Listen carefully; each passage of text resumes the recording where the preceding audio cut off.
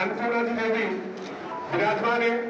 आप महिला बाल विकास भारत सरकार के कैबिनेट मंत्री है, केंद्रीय कानून मंत्री हम सब के लाडले श्री अब्दुल जी मेघवाल साहब, खाद्य आपूर्ति मंत्री कैबिनेट राजस्थान सरकार श्री सुनील गौडारा जी, हमारे प्रदेश मंत्री वासुदेव चावला जी जो बजट परिचर्चा उसके कोऑर्डिनेटर है हमारे प्रदेश के द्वारा, हमारे विधायक सुश्री सिद्धि कुमारी जी, पश्चिम चेतानंद जी, महापौर जी, शहर अध्यक्ष विजय आचार्य जी और हमारे ओबीसी के प्रदेश अध्यक्ष चंपालाल जी। तो आप सबसे प्रेस से मैं मुखातिब होगी, मैं आपसे निवेदन करूंगा आप प्रेस से मुखातिब हो। सभी को नमस्कार।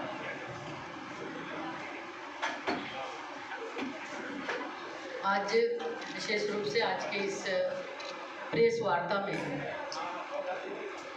भारत सरकार के केंद्रीय कानून मंत्री और इस क्षेत्र के सम्मानित सांसद आदरणीय अर्जुन राम मेघवाल जी, राज्य सरकार के कैबिनेट मंत्री, हमारे प्रदेश के पदाधिकारी, सभी सम्मानित विधायक और पार्टी के सभी सम्मानित साथी, प्रेस के सभी सम्मानित साथीगण, आप सभी को नमस्कार। आज मुख्य रूप से आप लोगों के बीच ये मेरे लिए सौभाग्य की बात है कि मुखातिब होने का अवसर मिला और बीकानेर में ये दूसरी बार हमें आने का सौभाग्य मिला।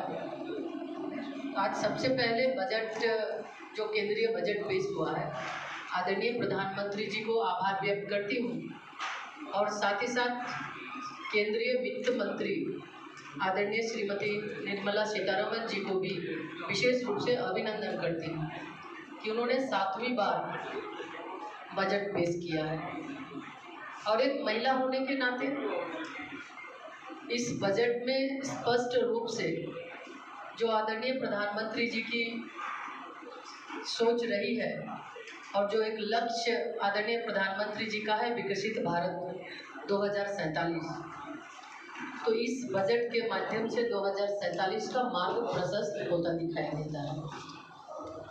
और माननीय प्रधानमंत्री जी ने 4 आयाम तय किए हैं 2047 के लक्ष्य को पूरा करने के लिए। महिला, युवा, किसान और गरीब। और विशेष रूप से देखें तो इस पर बहुत ज़्यादा इस बजट में फोकस भी किया गया है। महिला की बात अगर करें तो आज महिला 3 लाख करोड़ से ज़्यादा बजट का प्रावधान महिलाओं के लिए किया गया है। महिलाओं का के वर्कफोर्स अगर हम देखें तो श्रम शक्ति में भी, श्रम के क्षेत्र में भी महिलाओं का प्रतिनिधित्व बढ़ा है। पहले जहां 23% था, अभी 37% हुआ है। और उसके साथ साथ महिलाएं और आगे बढ़े, वर्कफोर्स में उनकी और भागीदारी हो, तो इसके लिए बजट के माध्यम से जो अनाउंस माननीय मंत्री जी ने किया है कि जो औद्योगिक क्षेत्र हैं, जहां उद्योग हैं बड़े बड़े, जहां महिलाएं काम करती हैं, तो वहाँ महिलाओं के लिए हॉस्टल बनाए जाएंगे, कामकाजी महिलाओं के लिए, और उसके साथ शिशु देखरेख के लिए शिशु गृह भी बनाए जाएंगे ताकि महिला वर्कफोर्स और बढ़ सके। इसके साथ ही युवाओं के बारे में अगर आपको बताएं, इसके अलावा महिलाओं से संबंधित और कई योजनाएं हैं। बेटी बचाओ बेटी पढ़ाओ के तहत हम उसको आगे बढ़ाने का भी काम कर रहे हैं। और इसके साथ युवाओं की बात अगर हम करें तो युवा आज एक बड़ी शक्ति है, भारत युवा देश है, तो विशेष रूप से उस पर भी ध्यान रखा गया है कि युवाओं को, लगभग 1 करोड़ युवाओं को बड़े बड़े इंडस्ट्री में उनको 1 साल के लिए इंटर्नशिप की व्यवस्था उनकी की गई है। इंटर्नशिप के माध्यम से उन्हें प्रत्येक महीने 5,000 रुपये और एक मुफ्त 6,000 रुपये प्रोत्साहन भत्ता के रूप में उन्हें दिया जाएगा। उसके साथ साथ मुद्रा योजना हो, स्टार्टअप योजना, स्टैंडअप योजना, इसके माध्यम से भी युवाओं को आगे बढ़ाने की बात की गई है। इसके साथ ही साथ 20 लाख युवाओं को हम नई जिस कंपनी में वो जाएंगे काम करेंगे तो उसके लिए EPFO के लिए भारत सरकार उसके लिए कंपनी को भी 3,000 रुपये देने की व्यवस्था उसमें की गई है। और उसके साथ साथ युवा देश के भविष्य हैं, उनके लिए कौशल विकास के माध्यम से बहुत सारी ऐसी योजनाएं जिनके माध्यम से वो उनको आगे बढ़ाने का काम, और साथ ही साथ हम देखें तो इंफ्रास्ट्रक्चर में और अन्नदाता के लिए सरकार में हमेशा से आदरणीय प्रधानमंत्री जी की सोच रही है कि किसान समृद्ध हों और किसानों की आय दोगुनी हो। तो इसके लिए उनके लिए कई प्रावधान किए गए हैं, और खास करके हम देखें तो एक किसान सम्मान निधि के साथ साथ किसानों MSP बढ़ाना, अभी कुछ दिन पहले आपने देखा होगा कि हर एक चाहे रबी या खरीफ सभी फसलों पे MSP बढ़ी है, उन्हें उचित दर पर यूरिया DAP मिल सके उसके लिए भी भारत सरकार की ओर से उन्हें सब्सिडी दी जाती है। और इसी तरह से फिर गरीबों के लिए गरीब कल्याण अन्न योजना को बढ़ाकर लगातार 5 साल किया गया है।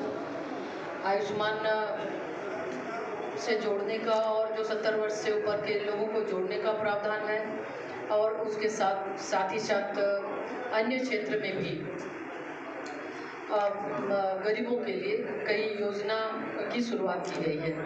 और तो इस तरह से हम देखें तो ये बजट बहुत ही संतुलित है।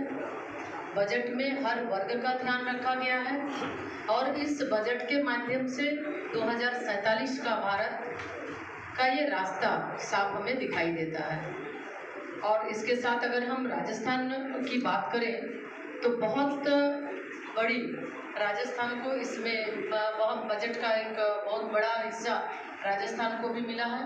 इसमें सबसे बड़ी बात कि राजस्थान के लिए जोधपुर पाली मारवाड़ इंडस्ट्रियल प्रोजेक्ट को मंजूरी दी गई है, जिसमें 922 करोड़ रुपए की लागत से 1578 एकड़ में इसे विकसित किया जाएगा। और इसके लिए राज्य सरकार ने 1000 एकड़ जमीन अधिग्रहण की अधिसूचना भी जारी कर दी है। और इससे टैक्स की हिस्सेदारी के रूप में राजस्थान को 73,504 करोड़ रुपए भी मिलेंगे, जो पिछले वर्ष की तुलना में काफ़ी अधिक है, 7,000 करोड़ रुपए ज़्यादा हैं। और इसके साथ साथ इस बजट में प्रमुख रूप से अगर देखा जाए तो सोने व चांदी पर कस्टम ड्यूटी घटने से जयपुर के जेम्स एंड ज्वेलरी का कारोबार को भी फायदा होगा। और इस तरह से उपभोक्ताओं को जो ज्वेलरी खरीदने वाले हैं सोने की ज्वेलरी, उनके लिए लगभग 6,000 रुपये से ज़्यादा 1 तोले सोना में उनको फायदा भी होगा। और उससे बीकानेर को भी उससे बड़ा फायदा होने जा रहा है, और इसका असर भी हम लोगों को दिख रहा है। और इसी तरह से भारत को वैश्विक पर्यटन गंतव्य के रूप में स्थापित करने के लिए भी सीधा लाभ राजस्थान को मिलेगा।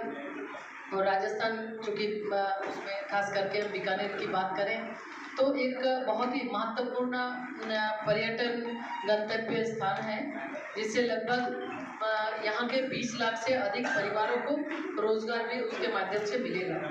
और साथ ही साथ जैसा अन्नदाता के बारे में हमने कहा तो वित्त मंत्री जी ने दलहन और तिलहन के लिए नए मिशन की घोषणा भी की है, और इससे फसलों के उत्पादन, भंडारण और मार्केटिंग के लिए विशेष प्रयास की भी घोषणा की गई है। इसमें राजस्थान सहित बीकानेर सहित राजस्थान को भी बड़ा इसमें लाभ मिलेगा दाल उत्पादकता के मामले में।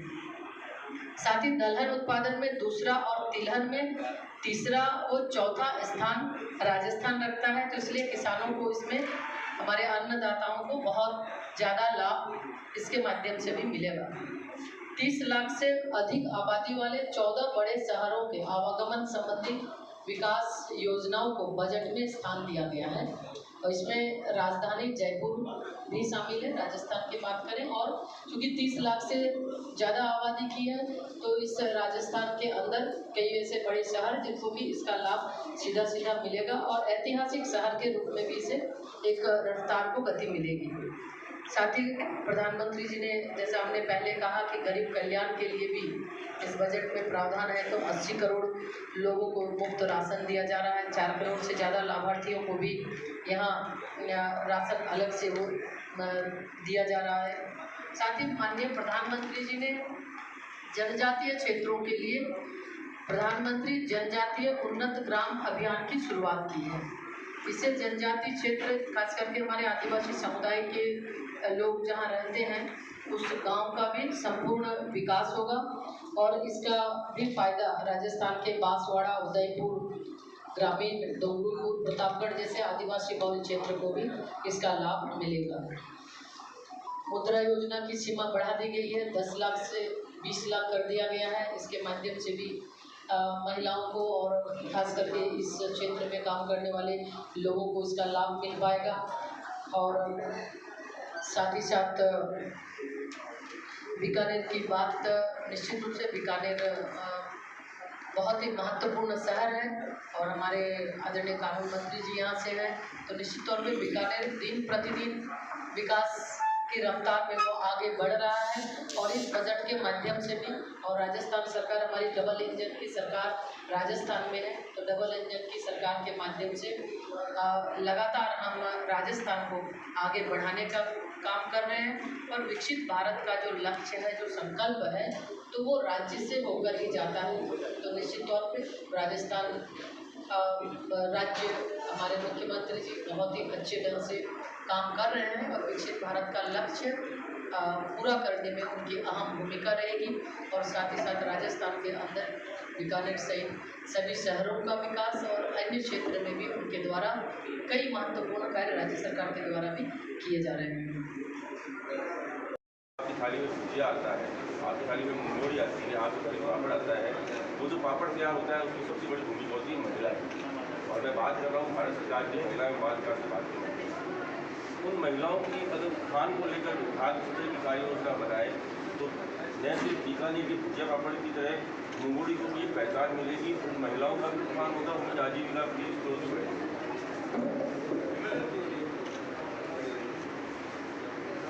मैं सोच रहा था कि मैं बीच में बोलूँ, लेकिन आपने पहला क्वेश्चन ऐसा कर लिया कि बोलना पड़ता है। ये ठीक कह रहे हैं मोहन जी, तो पर्ची दी है मोहन जी ने।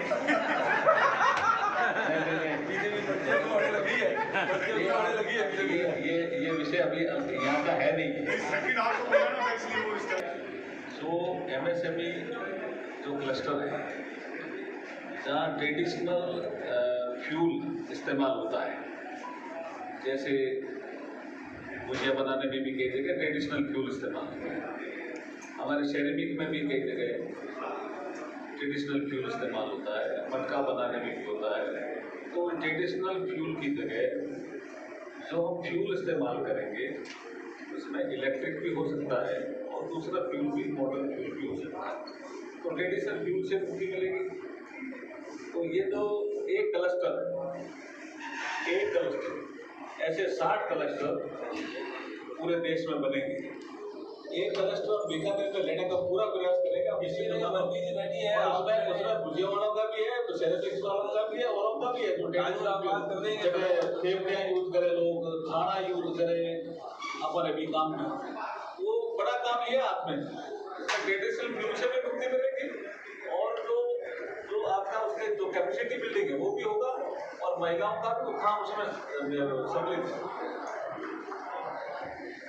मैडम महिलाएं जो है आंगनबाड़ी की वो मानदेय बढ़ाने की बात कर रही है, लंबे समय से मानदेय बढ़ाने की बात कर रही है, प्रोत्साहीकरण की बात कर रही है, लेकिन आंगनबाड़ी ग्रास रूट से जुड़ी महिला आंगनबाड़ी की वर्कर और सहायिका सहयोगी जो है वर्षों से जो है आंगनबाड़ी मानदेय के जूझ रही है। साथ ही मांग के साथ नियमितीकरण की बात आ रही थी।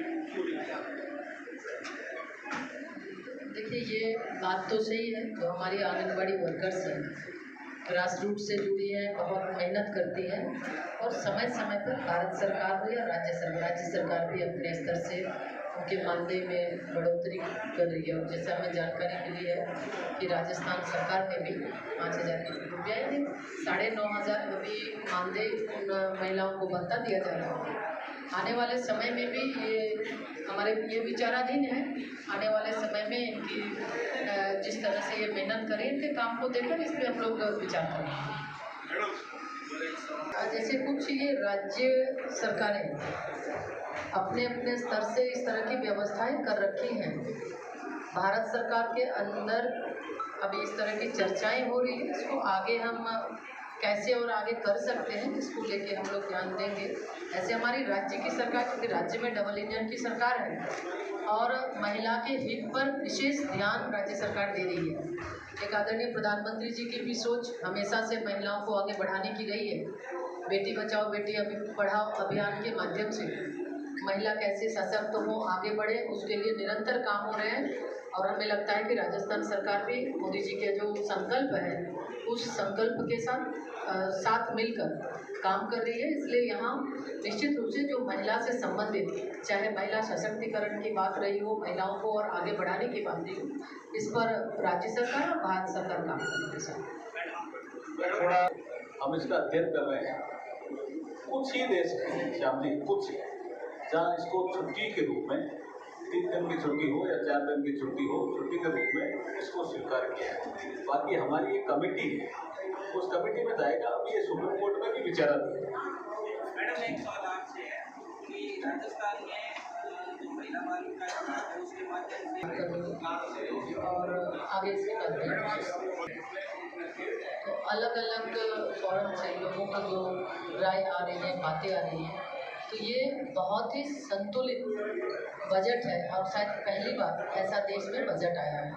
तो बजट की लोग सराहना कर रहे हैं, हर एक स्तर के लोग। विपक्ष का काम ही है वो आलोचना करना। जब उनको कोई भी चीज़ समझ में ना आए तो वो आलोचना सरकार का करना, यही वो अपना दायित्व समझती है।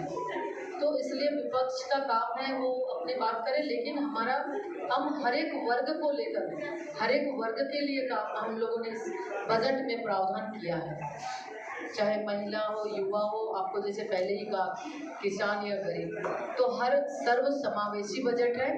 सभी को साथ लेकर, चाहे मध्यम वर्गीय हो, हर किसी के लिए इस बजट में प्रावधान किया गया है। सर्व समावेशी और संतुलित बजट है।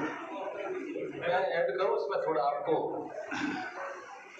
एक ऐसा है, तमिलनाडु के सांसदों ने सबसे ज़्यादा विरोध किया दूसरे दिन पार्लियामेंट परिषद कि तमिलनाडु का नाम नहीं आया इस बजट में, जिसका आप आलोचना कर रहे हो, जो विपक्ष कर रहा है, जिसकी आप बात कर रहे हो, तो उसमें बड़ा विषय था तमिलनाडु का नाम नहीं है।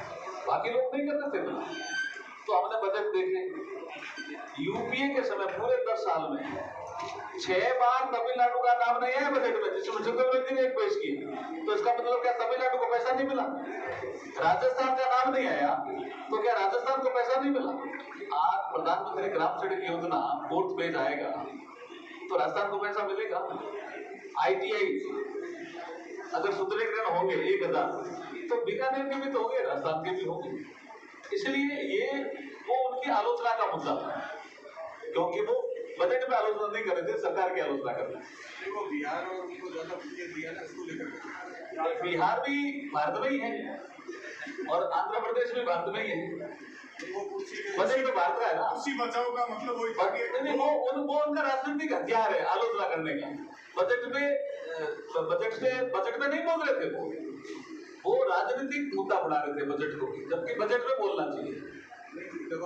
देखिए आंध्र प्रदेश में ये किसने किया? आंध्र प्रदेश का तेलंगाना का बंटवारा हमने तो नहीं किया, उन्होंने किया।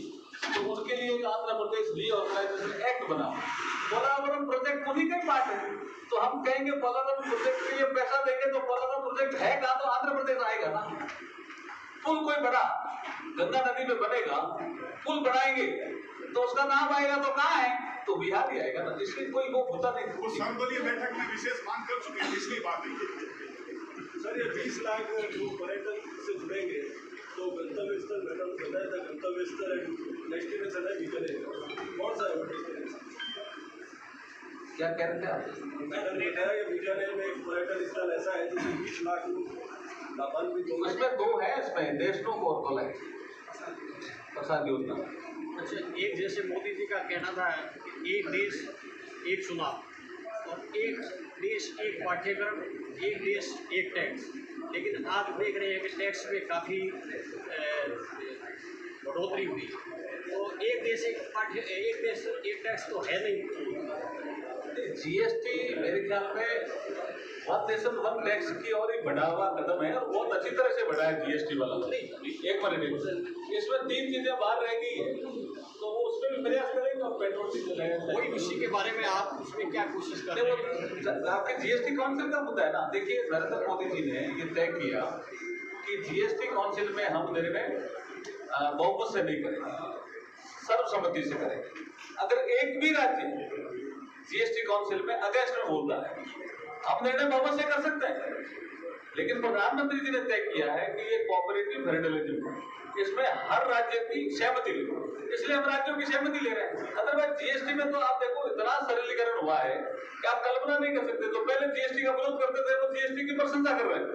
जैसे पेट्रोल डीजल और बाकी बात वन नेशन वन इलेक्शन वाली बात, वो रिपोर्ट हमारी कमेटी, मैं भी उसमें सदस्य था, वो कमेटी अपनी रिपोर्ट राष्ट्रपति जी को दे चुकी है और उसमें सलाह में उस पर कार्रवाई होगी निश्चित रूप से होगी। ममता जी का माइक किसी ने बंद नहीं किया, वो अपने इंडी गठबंधन के लोगों को खुश करने के लिए बाहर आकर के उसमें बोल दिया। अब बोल दिया तो फिर निर्मला सीतारमण जी को आना पड़ा कि भाई वो सच तो बोले। जितना उनको टाइम अलॉट था उस टाइम पे मीटिंग में आना चाहिए। इसलिए कई हर मंच का राजनीतिक उपयोग नहीं होना चाहिए। आपकी बात से मैं सहमत हूँ, ऐसा लगता है कहीं कहीं नहीं, आपकी बात से सहमत हूँ मैं, किसी भी मुद्दे में एकमत होगी। आपकी बात में मैं सहमत हूँ कि हर मुद्दे ऐसी है इसके लिए कुछ कहना है?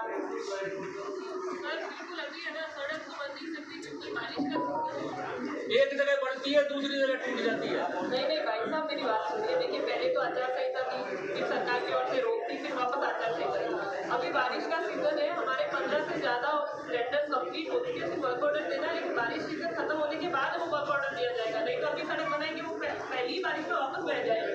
और गड्ढे बेशक हो रहे, मानती हूँ, क्योंकि हमारे बीकानेर में सिविल का सबसे बड़ा अमृत 2 का काम हो रहा है, जहाँ पे ड्रिलिंग्स होती है 2 साइड में, फिर अंडरग्राउंड पाइप लग रहे हैं। तो थोड़ी सी समस्या है, लेकिन वो लाइफ टाइम का समाधान भी है। तो मैं मानती हूँ कि कुछ अव्यवस्था शहर में हो रही है, लेकिन हमारी पूरी कोशिश है कि उससे ज़्यादा से ज़्यादा राहत हम दे सकें। आप शहर में पोस्ट लगे हैं, आयुक्त लाभ जो है 500 पोस्ट लगे हैं, उसको क्यों लगा रहे हैं, लेकिन मैं यही कहूँगी कि किसी की अगर तबियत खराब है, वो बेड रेस्ट में हो, तो उसको फोर्स नहीं कर सकते कि आप आके काम करें। उन्होंने बिल्कुल चार्ज किया है, डेली रूटीन के काम हो रहे हैं, लेकिन कुछ काम अटके हुए। बेशक हमने सीएम साहब से बात की है, उन्होंने कहा जल्द इसका निस्तारण करें। आप सभी को धन्यवाद। चूँकि आज मन की बात भी है, 11 बजे से मन की बात का कार्यक्रम है, तो आप सब लोग आए हैं, इसके लिए आप सबको बहुत बहुत धन्यवाद और मुलाकात होगी।